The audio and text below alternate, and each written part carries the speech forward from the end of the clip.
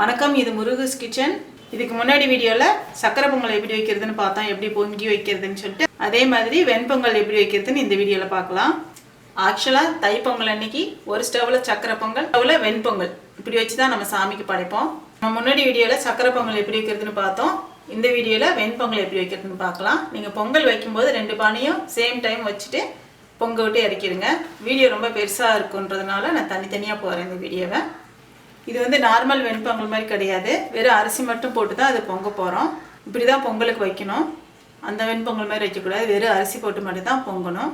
நம்ம அந்த சக்கரை பொங்கலுக்கு வச்ச மாதிரி அதுக்கு பொட்டு வச்சு ஆரம்பிச்சிடலாம். நான் முன்னாடியே சொன்ன மாதிரி மஞ்சள் கிழங்கு வாங்கி, பச்சை மஞ்சள் கிழங்கு விற்கும் பொங்கலப்போ, அது வாங்கி 2 பானைக்கும் கட்டிட்டு ஆரம்பிச்சிடுங்க. ஃபஸ்ட்டு பானையில் பால் ஊற்றிக்கலாம். 1 டம்ளர் பால் ஊற்றிக்கோங்க. 1.5 கப் அரிசி எடுத்திருக்கேன், பச்சரிசி.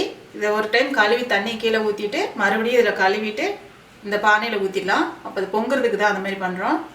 இப்போ கழுவிட்டு வந்துடலாம். இதை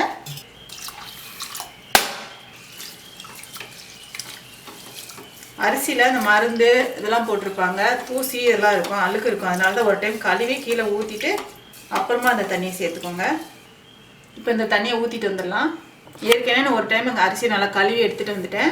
மறுபடியும் கழுவுற தண்ணியை இதில் ஊற்றிடலாம்.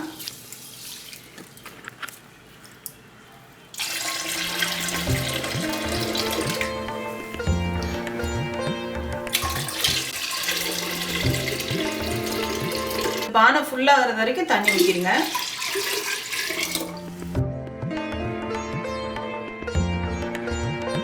ஒரு வாழைப்பழம் எடுத்துக்கோங்க. எடுத்துட்டு இதில் பிச்சு போட்டுடலாம். இது பொங்குறதுக்கு தான். அது இந்த பாலும் பழமும் சேர்றப்ப இந்த பொங்கல் ரொம்ப நல்லா டேஸ்ட்டாக இருக்கும். இப்போ நம்ம சாமியை கும்பிட்டுட்டு ஸ்டவ்வில் வச்சிடலாம்.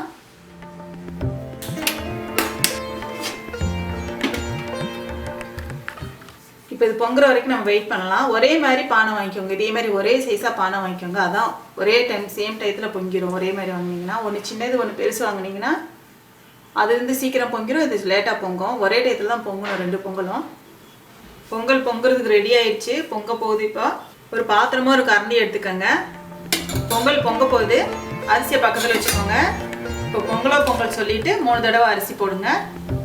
பொங்கலோ பொங்கல், பொங்கலோ பொங்கல், பொங்கலோ பொங்கல். இப்போ தண்ணி எடுத்துடலாம் கொஞ்சம்.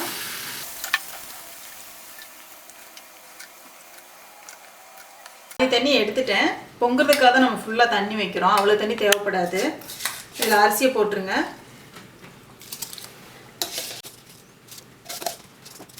இதுக்கு தேவையான அளவுக்கு உப்பு போட்டுக்கோங்க.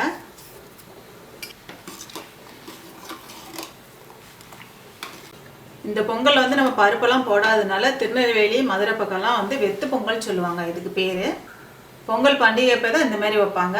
இந்த பொங்கலுக்கு 9 காய், 11 காய், 21 காயின்னு சொல்லிட்டு அந்த காயெல்லாம் போட்டு ஒரு சாம்பார் வைப்பாங்க. உங்களுக்கு எவ்வளோ காய் கிடைக்குதோ அந்த மாதிரி போட்டு சாம்பார் பண்ணிக்கலாம். அந்த சாம்பார் ரொம்ப நல்லாயிருக்கும். அந்த சாம்பார் எப்படி வைக்கிறதுன்ட்டு உங்களுக்கு வீடியோ போடுறேன். இந்த அரிசி நல்லா வேகட்டும். குலைவாக இருக்கணும், பொங்கல் வந்து நல்லா குழஞ்சிருக்கணும்.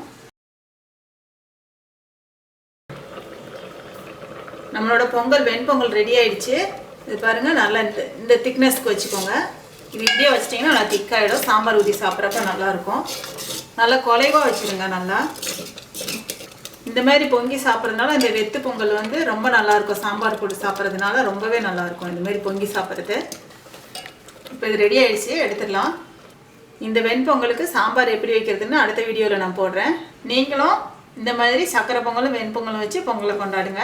இந்த வீடியோ உங்களுக்கு பிடிச்சிருச்சுன்னா லைக் பண்ணுங்கள், ஷேர் பண்ணுங்கள், முருகஸ் கிச்சனுக்கு சப்ஸ்கிரைப் பண்ணுங்கள்.